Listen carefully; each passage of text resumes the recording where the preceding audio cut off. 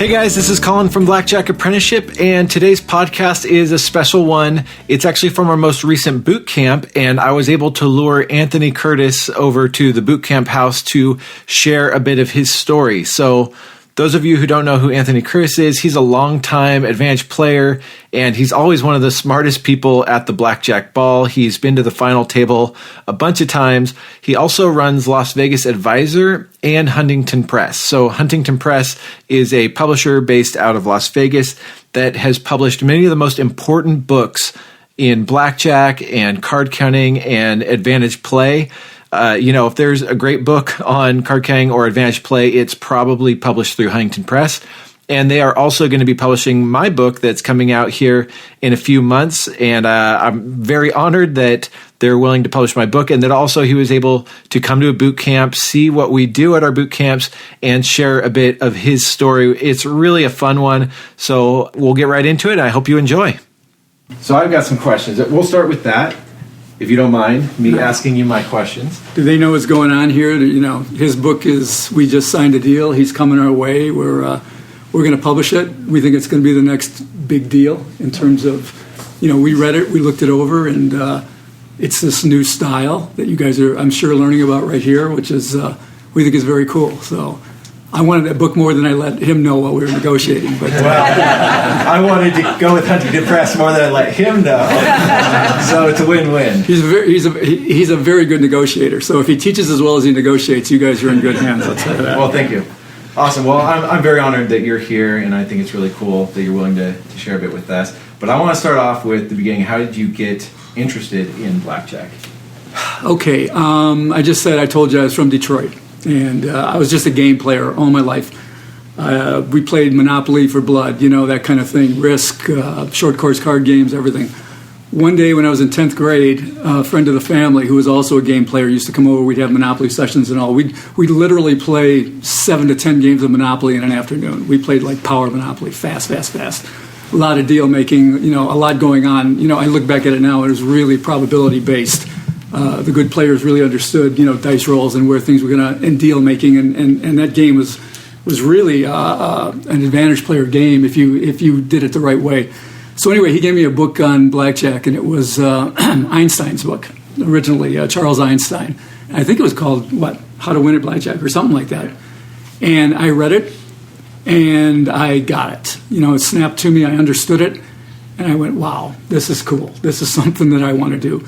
Now, again, I'm in 10th grade, so I've got to fade 2 more years of high school and then, about 3 or 4 more years till I turn 21. But during that whole time, I read literally every single book that was out there. Theory of Blackjack, I read 3 times. And, I read it to the point where I understood every single page, every single paragraph of that book I needed to understand. And then drilling, I drilled. And I was a wrestler in high school. I was a pretty good wrestler, and I got some pretty good scholarships. I ended up at Duke University, actually. But I was still spending more time, even at Duke, looking at blackjack books and studying blackjack than I was studying my own courses. I got another offer to wrestle again at UCLA. I took that. If you notice where I'm going, I'm getting closer and closer to Vegas. And when I turned 21, I had not even graduated college yet. And I dropped out and I came to Vegas. It was interesting because my dad was a university professor at the time.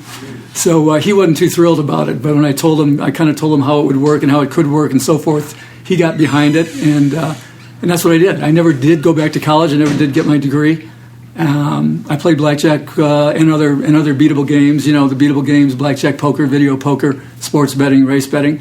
I did those things for, a couple of decades until I finally was too well known and then went into publishing full time. So you said you trained. How did you train? It was serious, stopwatch in hand. Sorry about my voice. I've been talking a lot this weekend, but I would go down into a basement or somewhere where I could be by myself, and I would have decks of cards, anywhere from a single deck to 6 or 8 decks. Stopwatches, pick it up, go, boom, boom, boom, boom. Same thing with flashcards, boom, boom, boom, over and over and over and over again, to the point where I guess I was doing single decks with picking it up and starting they'd be here. I put one aside, I'd pick it up, click, and I was getting through it in 11 seconds. So, I mean, you get to the point where you get it right every time. Same thing with flashcards. You just can't miss. You just can't miss. Go, go, go. You can't miss. And then, believe it or not, pick up basic strategy again. Boom, boom. Make sure you know your basic. So it was very, very much, it was the kind of discipline I kind of used as an athlete to be good. I trained harder than, maybe I wasn't as good as others. I trained harder. And I did the same thing in blackjack. I trained very, very hard. So whatever you do, you've got to know your numbers down flat. Bam, bam, bam, bam. That's great. Good for everyone to hear. How'd you get involved with Stanford Wong? Stanford Wong, that was an interesting one. I came to Vegas in '79. All right, that's when I turned 21. Wong was the big deal then. He was the big cheese. I actually learned I used the 3-level use in the APC, which if anyone asked me right now, should I do that? I would say absolutely not. You should use a single level count or an unbalanced count, something like KO that I publish, or obviously Wong's high-low. Wong did not invent the high-low. He kind of, though, put the solid numbers to it, so the high-low is always sort of associated with Stanford Wong. So I had read all of Wong's book. I knew Wong very, very well. And when I came out to start playing, I played solo for several years. I didn't know anybody. I came out here by myself, and I'm sorry if I don't mean to be holding you guys out. I should get on a swivel here. But eventually, when you come out here, especially back then, there was no internet. Back in the old days, man. There was no internet. There was something I called the information conduit, which meant you just got to know people and you got their phone number. And when things would happen, you would call somebody up, and it became a quid pro quo sort of thing. I tell you about this, you tell me about that. The same stuff that goes on today was going on then. Somebody would do a crazy promotions. Somebody would deal 2-to-1 blackjack. Somebody would do something just wild. And if you were in the information conduit, you would get a phone call, and then it would be upon you to reciprocate at some point down the line. So people get to know people over a period of time. One day I got a phone call, and it was Stanford Wong on the phone. And I was like, no, it's not. It's one of those things. I never met the dude. Never met him. And he told me that he was starting a tournament playing blackjack team, and that he had 4 members to the blackjack team, and he thought that 5 would be perfect, and that he'd heard about me. And he said, do you want to play? Or as Wong would say, I have 4 players. I'd like 5. Do you want to play? And I said, yeah. So we set up a meeting to meet, and I got together with him, and we talked it over, and I looked at his material, and he talked to me, and I commented, and he liked me, and we've been basically lifelong friends ever since. That's awesome. So how did the tournament play work? Was it finding positive EV tournaments and just having other people to... Wong decided, Wong liked, there's a lot of bad rap on Stanford Wong. People say he didn't really play. He was only a theorist. That's not true. He was he would put his money where his mouth was in a big way. And he liked to develop things. He liked to find things. He liked to be first about things. And he tried sports, didn't do it so well. Tried horse racing, didn't do it so well. But he absolutely nailed it with tournaments. And he looked at it, and he saw there was a positive EV in almost any kind of tournament you could play. That was really the brilliance of it. Of all the tournaments we played, we were a very successful team. One of our weakest edges, one of our lowest edges was in blackjack tournaments. And that was what was really great, because all the competition, when they, it's another thing. You would learn about things by seeing other people that you knew doing things. So all of a sudden, people that knew me and others that were in the group and knew Wong saw us playing these tournaments all over the place, and everyone said, there must be something there. So they would watch the way we played them. They would try to emulate what we did. But for a very long time, they never even thought to look that we were playing baccarat tournaments and keno tournaments and roulette tournaments and things like that. And the thing is, tournament play is different from anything else that you're playing. For instance, when you play a blackjack tournament, you don't play blackjack. You play tournament blackjack. And when you play dice, you don't play dice. You play tournament craps. And you could literally get an edge in a tiddlywink tournament, by playing tournament strategy. So Wong was very, very good at that. And Wong appreciated that myself, and I later brought in one of my best friends, a guy named Blair Rodman, who wrote a book called Kill Phil. He is now writing a beginner's sports betting book for me. And Blair is a World Series of Poker bracelet holder. He won a major tournament for $700,000, a Hold'em tournament. And Blair and I probably assimilated the information better than anybody else that was on the group, including Wong. His own information, we actually took it farther than he did himself. He appreciated that, and it was all about kind of being quick on the feet. And we started off very chopping, because it's a high variance endeavor, playing tournaments. Obviously, Wong used to say, and he's right about this, the best thing you can do in a tournament is take first. The second best thing you can do is take last. That's because you were playing for first. These things were very, very top heavy, and Wong was not afraid to blow it all, lose it all. And blow it all is the wrong word. Just lose it all. Everybody zeroes out if we're playing properly to win. And eventually, boom, we won our first one. It was actually me. I won Match Play Blackjack Championship at the old Hilton. I think we won $77,000. We got in the car. We drove up to Lake Tahoe, and the only girl on our team won the crap tournament the next day for $43,000. And we came back and popped another one within 2 weeks. Wow. So, all of a sudden, boom, whoosh, we were up there.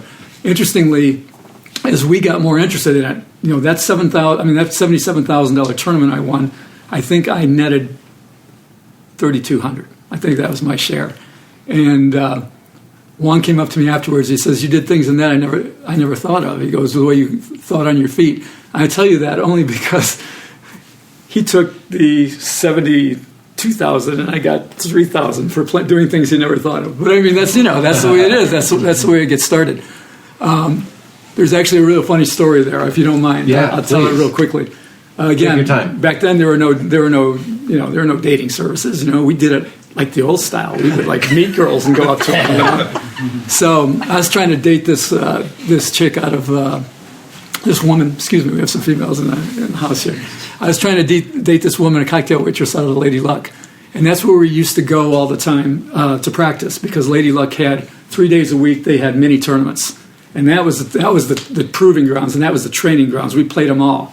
And I mean, we just honed our skill, and we tear each other apart. And afterwards, we talk sober, and we go to the bar and drink and talk drunk, and we just get to the point where we got so good at these things just from getting on top of one another. When a mistake was made, we played them very seriously. I think first prize was maybe $2,000 in these things, and they were $25 entry fees.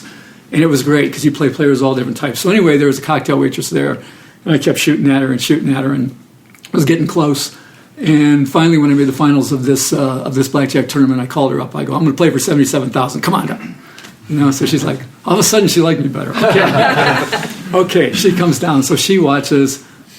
I basically ripped this guy up. I mean, it went my way. It just went my way. I could do no wrong. And I mean, I dominated. I won the thing. They gave me the money in cash, and I had it in like a box.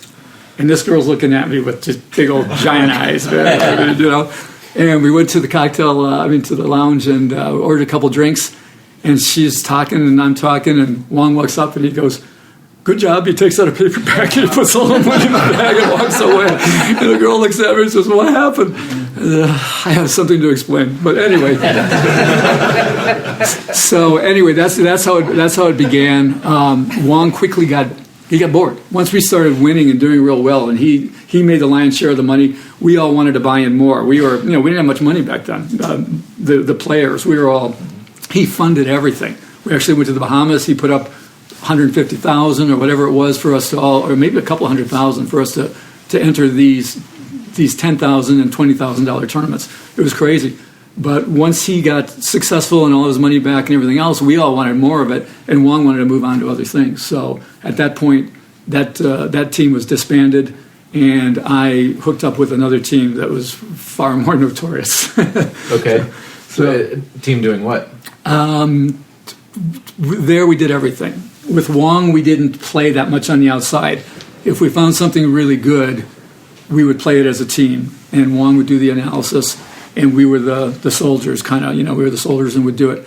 But when we did our own playing, we didn't have a card counting team together, and Wong just wasn't interested in it. So we all played on our own. There was another group that got into what we were doing. It was known as the Alan Brown group. Alan Brown was famous for being one of the two guys that got beat up in the back of the horseshoe. All right, if you look at your history or you've been around it a while, you know that there was a turning point in backroom beatings, and that's when two guys were taken off a table and taken to the back room of the horseshoe, Alan Brown and Barry Finn. And Alan Brown was almost killed. I mean, they busted his spleen. He had to go to the hospital. He almost died. And that was kind of it. From that point on, the beatings were never quite so severe. The horseshoe got sued for a lot of money. They won the case. But anyway, Alan Brown was a real smart guy. He's now one of the biggest sports bettors in the world. And Alan had his team. And he came to me and asked if Blair and I wanted to join his team when he knew we split up with Wong, because they were the first guys in, except for there was a group of about 10 players who were playing these tournaments all over the United States, wherever they would hold them. Well, I mean, all over Nevada and Atlantic City. That's all there was back then. And then in the islands also. We would travel a lot to the Bahamas and Curacao and things like that, where they were holding these tournaments. And there was a group of 10 to 12 guys and girls that had already figured it out on their own. And these guys were really good. And that's when we knocked heads. And when we showed up, they were like, shit. You know, it's almost like, if any of you guys have seen the movie with DiCaprio called The Beach. Yeah. All right, where they find that beach, right, and they're like they're in heaven, and all of a sudden someone shows up to the beach. Yeah. That's what it was. It was like we showed up to the beach. Following us came Alan Brown and his guys, and they were really good. They were very clever. They were very strong. And so we put together this second team, or it was Alan's team. I was the youngest guy on the team. I was the kid, and I was able to play on this excellent team of players, and we did everything. We played tournaments like crazy because the EV was so high. And we knew we could make a lot of money, but we also played on the outside. And we didn't just count cards. We did everything. We tracked shuffles, and we hole carded a lot. And I never had a problem with hole carding. I was always very ethical about the way I played, but I never had a problem with hole carding. It never was wrong to me. If they want to show me, I'm going to look. You know, and that's the way it was. But on that team was also Russ Hamilton. Anybody know the name? You guys never heard of Russ Hamilton? All right, go back and check your 60 Minutes. And the guy who was looking at hole cards through when Ultimate Bet Poker Online went down because a guy was stealing money by spying hole cards through the software. Wow. That was Russ. Russ happened to be, of all the players on that team and all the players I've probably ever played with, Russ is probably the best pure card player I've ever seen in my entire life. Pure game player, but mostly cards. But that's because he had a lot of larceny in his soul, man.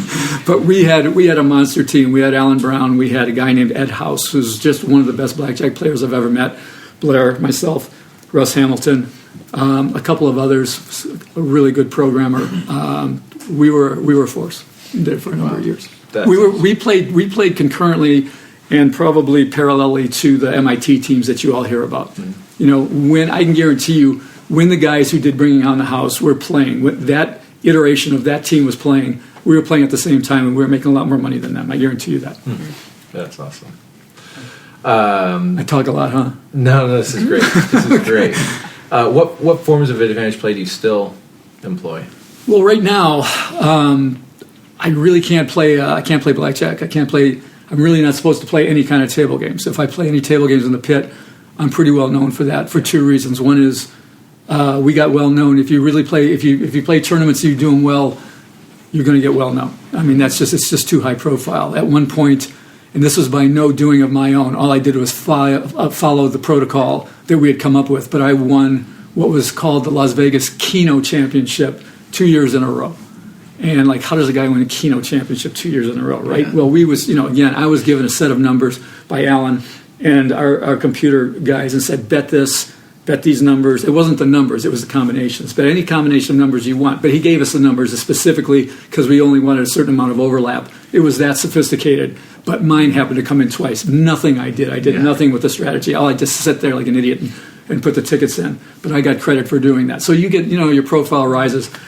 And then I began to just sort of look at opportunities in business, in gambling business outside. And I just realized that I'd had a hell of a time in my 20s and 30s being a single guy, being a card counter on the road and doing that kind of stuff. It was just awesome. And now I was getting into my 40s, and it was time to do something more grown up. So I began talking about what I knew to a certain degree to the media with the intention of getting well known as an expert and making money another way, which was publishing, which is what I do now. So I'm not allowed to play any table games because I'm too well known. They act like I'm an ATM. I can just go in there and take out anytime I want. It's foolish, You guys understand the swings, it's the ups and downs of the whole thing. You don't just, pull it out every time you sit down. But I'm very much allowed to play video poker. I'm allowed to bet sports. I'm allowed to basically do anything I'm even allowed to play tournaments. They actually like it when I do. Really? Yeah, they kind of like say, hey, you're sort of a celebrity, and they allow me to do that. Did you guys get backed off from tournaments at all? Yeah, we did. Yeah, we got to the point where we got backed off from certain tournaments, and it went a long time before that happened because we were very respectful to the casino's good players, and that's something I would recommend no matter what you do, is be respectful as you can be to the casino's good players. Don't give them any reason to dislike you aside from the fact that you're taking their money, because that makes it very easy for them to bounce you, and to bounce you in the most unceremonious of ways if they want to do that. I actually one time was called. We would go up to Reno a lot, and the Nugget up there, Johnny Escuaga's had some really good tournaments, and I was actually called at my house by John Jr. Escuaga, and he said, "We can't have you playing anymore. We can't have you playing." And I said, "Why?" The same thing. He goes, "Well, look, we know why." He goes, "You're a very talented player." He goes, "I don't take anything away from you." And I go, I think your customers like me." He goes, "My customers love you." He goes, "I've talked to certain people about it." He goes, "You're so nice to the older people. You're so nice to everybody." He goes, "You do what you do without gloating." He goes, "You're very humble." And he goes, "That's why you lasted so long." But he goes, "I can't have you anymore." So that's my advice. Be as nice as you can. But yeah, we did, and then others also did at certain times. They backed us off after a while. Is there still much EV in tournament play? I think there's a lot of EV in tournaments all the time because people will never get it. They will never play it right. There'll always be a few people who play it right. And even those who play it right don't ever play it quite right. There was a group of what we called the A players. And then there was a group of what we called the B players. The B players were good. You didn't want the B players on your table. You wanted the rest of them. But I mean, for example, one of the B players, we called him Frenchie. All right, Frenchie was from he was a French Canadian out of Canada. Frenchie was good. Frenchie later became very famous. I'll tell you why in a moment. But Frenchie was known as a gambler later in his life and a good poker player and various things. But Frenchie his group never quite got how to play these tournaments properly. At one point, this is back in the early, probably the mid-'80s, Frenchie was walking around with a cassette tape. Back then they had cassette tapes, asking everybody that he knew that had money there if we wanted to invest in this person that he had discovered. And everyone was like, "Yeah, beat it." I mean, the whole thing. And on that tape was Celine Dion. So yeah, none of us invested. He went on. Oh my gosh. Yeah, and that was gosh, what's his name? Celine's. He died recently. What was his name? René Angelo. Yes, René Angelo. And I kind of remained friends with him, basically up until he died. But yeah, he became super wealthy and all that because of Celine. But he was a good tournament player. So that's going full circle to tell you why they're so good. Even guys that get it, even though they watch it, even though you do something to them, you pull a play on them. There's lots of plays in the tournament world, and you trap them and you pull a play. They still never really seem to get it. Either you get it or you don't. So yeah, there's a lot of EV in it, but you really risk your shelf life. Is there like a go-to resource? Without question. I mean, the book on tournament play is Wong's Tournament Blackjack. There's with Casino Tournament Strategy, it's called Casino Tournament Strategy. You have to read that book. You have to absorb it. You have to understand it. The second book that I would say would be the one that I published, which was called Play to Win. And it was kind of a dumb book because the guy who did it kind of wanted a book about himself. He won the World Series of Blackjack, and he won a couple of other big tournaments. His name's Ken Einiger. Kenny was a real good seat-of-the-pants player. And he made some really good moves. He's what I would call the B player. And a little better, he made some really good moves, and he got real lucky, knocked me out on a couple of times, on the way to winning some really big prizes. But he wanted a book about himself. So the first part of Play to Win is all about Kenny Einiger. And he's kind of not like that. He's a really nice guy, but he just wanted this book about himself, like a lot of people do. But I made sure we put something in the back of that book called The Anatomy of a Tournament, Victory, I think, or something like that.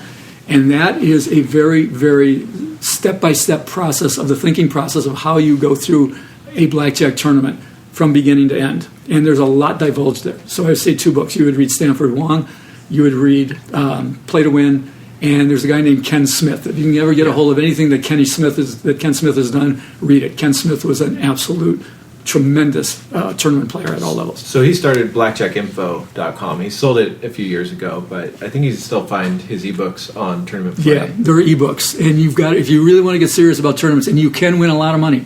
I mean, is there a lot of variance in? You were saying incredible variance. So it might be a difficult thing to do solo. Yeah, tournaments are best played in groups. I mean, when you've got friends, because you pool money, you cut down the variance a lot. You get to knock ideas off of one another, because tournament play is all about quick on your feet. Wow, did you see what just happened? What should I have done? What you did? Here's another. All right, I'll tell you another. You don't mind these stories, right? All right, we would just get on one another. We would watch. Once you made the final, everybody was watching. You were on the hot seat, because everybody's money was in it, and they're counting on you. If you lose, you lose, but you had to play right. So one day, I'm on the crap tournament final table. Partner of mine's on the other side. Two of us make it. There's a little bit of collusion going on there, and but it's the same kind of collusion you would do essentially if you're playing against another good player. He takes one side. One of the best tournament plays is go opposite of the best player, because if you win, you've got a double win because you've knocked out the best player while you won, or you've taken a commanding lead. So the collusionary part of it doesn't really come in until the very end, when you can really lock up spots. Interesting. So this was the only time in my life ever on a tournament table I absolutely blacked out in terms of what to do. I literally I couldn't think, and it came to me. And there's always a lot of pressure, and it's always, you've got to bet fast. And I had a bunch of chips in the rack. And I looked at the table, and to me, it looked like a blur. I had no idea what to do. And they're telling me 20 seconds, 15 seconds. And all I know is we had a saying, when in doubt, put it out. All right, if you ever play a tournament, you remember this. When in doubt, put it out. Get your bullets in action. And I took my chips, and I said, here, here, here, here, here. Everything I had was on the layout. And I looked up at my partner, and he went. He was just on the other side of the So, and then he came behind me, whatever. Well, anyway, we analyzed it afterwards, and we realized that if I'd have left my chips in a rack and done nothing, I'd have had 4 out of 36 rolls. It was a last roll tournament. I'd have had 4 out of 36 to win. If I had done the optimal play, I'd have had 16 out of 36. And doing what I did, I had 9. So I put myself in the middle by putting my chips out there. So it's kind of like, again, whenever, if you guys do get into tournaments, remember, fire your bullets, shoot your money. Don't keep it in a rack. You almost always want to have your money in action. Interesting. So we'll send an email out to you guys after Anthony and I put together Tournament Apprenticeship in about 3 months, because it's really, really interesting. I got a couple more questions, then we'll open it up to a few. So it's interesting, you're saying the top tournament book is not a book you publish, yours is, and then you even said it's not that good. So that kind of is the segue to my question, which is, you have a reputation as, I believe the way Max Rubin put it, is maniacally honest. Was that something that was imparted to you from your parents, or where did that come from? I am honest. I'm really honest in business, and I don't cheat. And I made my decisions with what I did in gambling, what was honest and not honest, and what was cheating and not cheating. My feeling was the idea I came up with, and I'll get back to yours, but the idea I came up with in gambling is that if something had gone to court and the court has ruled it, like hole carding, the court had ruled it legal, then it was legal. And it's not for me to make a decision that it was or wasn't. Never broke the law, never did anything that was illegal. And that's just the way that we didn't. I grew up in a really strong family. We had a very tight family, mother and father together their whole lives, 63 years married, a brother and myself. And I'll be honest with you, I saw a lot of people cheating around me to get ahead, and I kind of thought to myself, I don't think there's anything I can do better than everyone else in the world, but be more honest. So I'll do that. And that was it. It was not religious. It was nothing. It was just, I was like, I don't think I can be the best at anything, but I can be more honest than anybody I know. So that's what I did. And it really got to me to the point where I did not want to jeopardize that long record of honesty. So I do that. And I know that sounds square, and I know that sounds like, probably some of you are sitting back there going, bullshit. But it's true. I do my best. And sometimes I do things that I look at afterward and go, maybe that wasn't so right. But I'm absolutely no saint. But the truth was, I thought, and this goes all the way to like never cheating on a girlfriend or anything like that, because I was like, that's so easy to do it. Everybody does it, so I'm not going to do it. So that's great. No, I thought that was really interesting and not advanced play related, but it kind of still is in some ways how you want to approach. Well, it is related because it gives you opportunities. When you get a reputation like that, the opportunities that have come my way, both in publishing and before that in playing, that's one of the things Wong said to me. He goes, I heard you're very good, and I've heard you're very honest. And I mean, way back then, that was, that's a reputation that will go. In this business, there's a lot of creeps, and there's a lot of crap, and there's a lot of things to look out for, and everybody's always worried about everybody. And what's cool when they deal with me, I mean, I guess I've earned it, but they go, we don't have to worry about him. Mm-hmm. And I mean, and that means that if there's going to be an opportunity, that opportunity is going to come your way. And it's really, really paid its way for me in the business world, in publishing.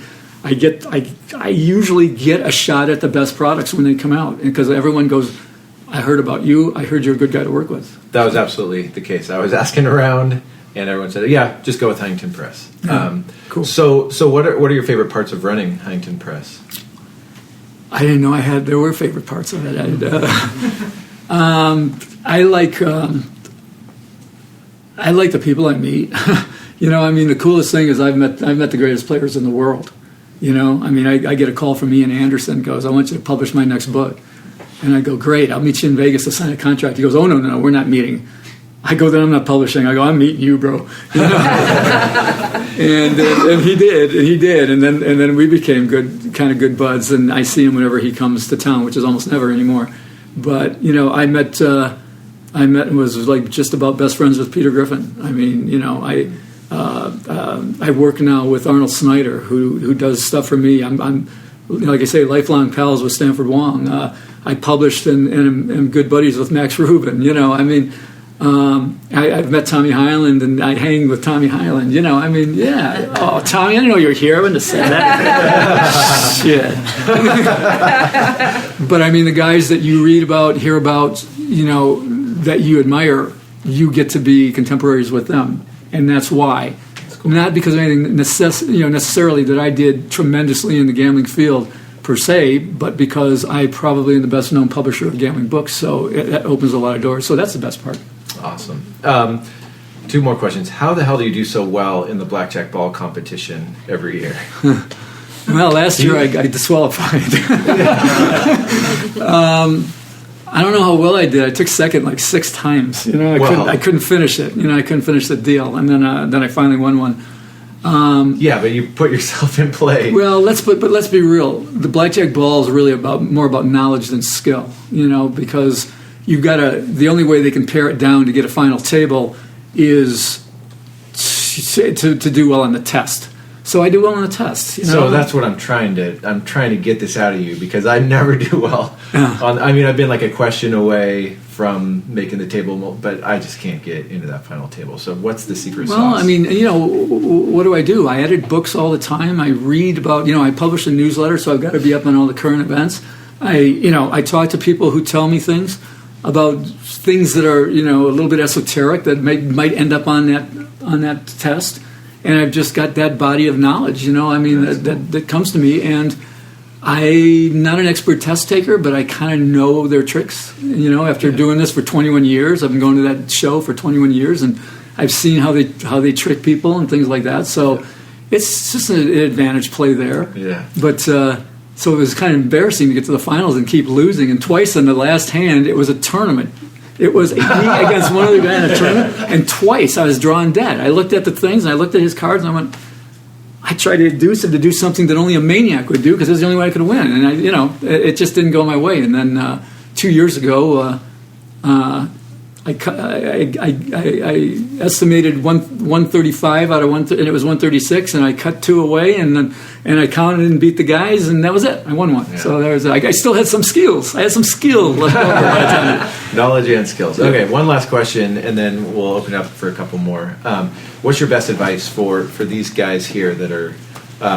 We actually have a broader group than just the attendees. Some people are here just to hear you and Tommy talk today. But what's your best advice for these guys?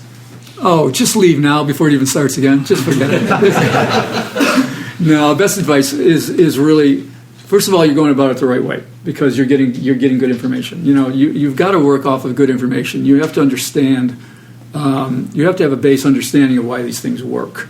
Not just the fact that you're here, that you're putting effort in, shows that you're not trying to take what I call the magic pill. Everybody wants the magic pill. That's why with the SCOTUS decision on sports betting, you're going to see sports betting touts coming out of the woodwork. We're already seeing that. That's because that's a magic pill approach. Somebody says, I can tell you how to beat these games. I can tell you how to sit on your ass back home on Sundays and drink and eat pizza and win money. That's bullshit. That just ain't going to happen. So you've got to treat it like an important discipline the way you would. Here's the funny thing. I mean, a girl I go out with these days said, well, explain to me, it was a video poker thing. I said, don't do that. Don't do that. Do this.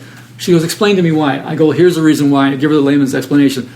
She goes, but why is that? And I said, I'm not going to explain. I don't have time to explain to you what took me 40 years to learn. Do you understand? This is not, everyone thinks it's something you can just pick up. You have to study, stay on top of it, keep your chops up, pay attention to the little things, be kind of maniacal about it. Don't let the little edges slip away.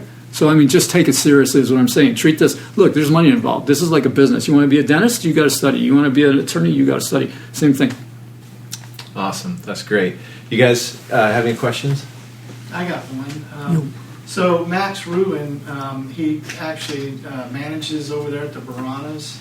How did he go? How did he switch from beating up casinos and then going into that field? What made? I mean, that has to be a mindset. Yeah. Having the ball too. So yeah, and a lot of people I think that'd be kind of. And he gets tough. And isn't it interesting how he gets a pass for doing it? Right. And then he tells people at the Blackjack Ball, if you have any affiliation with casinos, you are not allowed at the Blackjack Ball. Unless you're me. Yeah. That's right. Now, to be honest with you, he's one of my best friends. He's truly one of my best friends. So, I mean, I can get down on him for something like that, but I can also tell you why and what happened. And here's the truth. His best friend for years and years was a guy named Don Spear. Don Spear is not a gambler. Don Spear is a businessman. And Don Spear is in the casino industry, and he has a company that manages casinos. And he got the concession at Verona. And Max is his best buddy, and he said to Max, "Can you help me?" And Max is like, "This puts me in a really funny situation." But he goes as way as he would. If anybody can do it, that'd be me. So he's pretty confident in himself, and rightfully so. He's a real clever dude. Yeah. But Max said, I'll help you. He goes, I won't let people take advantage of you. And he goes, I won't hurt people I know, but I'll tell them to stay out of here. And he goes, basically, that's the main thing I'll do is keep them off your back, and I will help you make a better casino. A lot of people think Verona is the best run casino in the world because of a lot of things they do, and not sweating the money, and the speed of their games, and their liberalness with their comps and everything else. So Max, I think Max got off on building this like really great mousetrap at Verona, but he's also, he's very cordial. When he finds somebody, he picks somebody up off a game, he goes and buys them dinner like they did in the old days, and goes, look, there's 30,000 other joints you can play. You don't have to play here. So that's how he does it. The reason he does it though was not for the money or anything in the beginning. It was to help a really true friend that was like his best buddy. Well, I like the Hall of Fame. That's awesome up there. All yeah. those pictures and stuff up there. Yeah, it's they do a lot of cool things there. This guy Don is a real good progressive thinker, and he listens. And he actually, early in my career when I started really moving, you talk about advantage play of all different kinds. He invited me and others I was playing in to come in and bank his Pie-Gow games for him. So we were actually the bank because at that time they couldn't house bank, and they had to have outside bankers. That happened all around the country in different areas. It happened in Arizona, happened in different places, California. But Don called me up, gave me a lot of opportunities to do things like that. That's cool. Anyone else? We answered everything.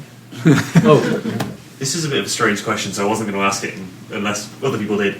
But when you mentioned the sports betting, so my dad is really into sports betting, and he basically subscribed and pays for all those subscription services where they tell him what to bet. And I've always thought that's a bit risky. What should I say to my dad, I guess? Well, first of all, how's he doing?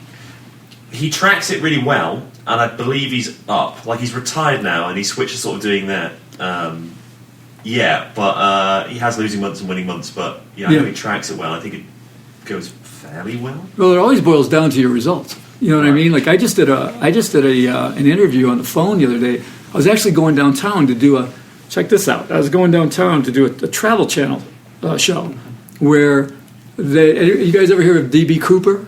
The name D.B. Cooper, the guy who stole the money and jumped out of the airplane. Well, they've got and they had this scenario that D.B. Cooper survived, which but I mean, say he survived and came to Vegas, and how could he launder $200,000 in $20 bills? So that was what it was all about. But as I was driving down there, I got a call from the RJ Review Journal asking me the very question that you're asking about should people be using touts and what should they and shouldn't they be doing, whatever. Well, the first rule of thumb is do not give them money, except if you want to pay for picks, you pay for picks. That's one thing. But do not give them money to manage. That's where people are getting in a lot of trouble, is now these guys are getting out there putting up shingles. They're putting up their shingles like they're money managers who are going to bet sports. And a lot of these guys are running off with the dough. So just make sure he doesn't give anybody his money to manage. Now, if you want to pay for picks, that's a different thing. There's mostly charlatans. Most of the guys that do it don't know shit. All right, but there are a lot of good ones too. There are some really good ones. The best ones, Tommy's group. A lot of people don't know. You only know Tommy Highland for blackjack, but Tommy's guys did sports for years, and they still do, right, Tom? Yeah, we're doing some, not as much. But I mean, these guys, the guys who really know how to do it, it's a beatable game. Make no mistake. This is a beatable game. The guys who really know how to do it, they're not selling their picks. They're making their own dough. But some guys do. I mean, perfect example. One of my best buddies. I don't know why he did it, but a guy named Fezzik. He got into some financial stuff, and he decided he wanted to go this route. Here's a guy who knows his stuff. He knows his stuff, but he's also going the tout route. So there are guys who can do it. There are guys who are very, very good who just maybe they don't like betting the money. I mean, Peter Griffin's a good example. This is a guy who knew blackjack better than anybody in the world, and he'd start shaking if he'd bet more than $10. He couldn't bet the money. He just couldn't do it, and that's why I got to be buddies with him because he see me betting the money. He's like, "Wow, you can bet." I'm like, "Yeah, well, you tell me what to do. I'm betting, bro." That's what it is. But maybe that's a reason why these guys go into this business. But some of them are good. So now it becomes a function of how much are you wagering and how much are you paying for the pick. See, you can't be paying $100 a pick if you're betting $200 a game. You can't be paying $25 a pick if you're betting $50 or $100 a game. You're giving up too much. You're taking 25% of it right off the top. So you've got to be betting enough and getting a good enough information relative to how much you're paying for picks. But the bottom line is, tell them to keep very, very good records. Monitor your results. And then look at it at the end of the year or 2 years or whatever is a reasonable amount of time. If you're winning, keep going. If you're losing, is what you're losing worth it to you for the fun you're having, right? And if it's not, then you get off that mule, right? Thanks. Okay. Awesome. Well, thank you so much, Anthony.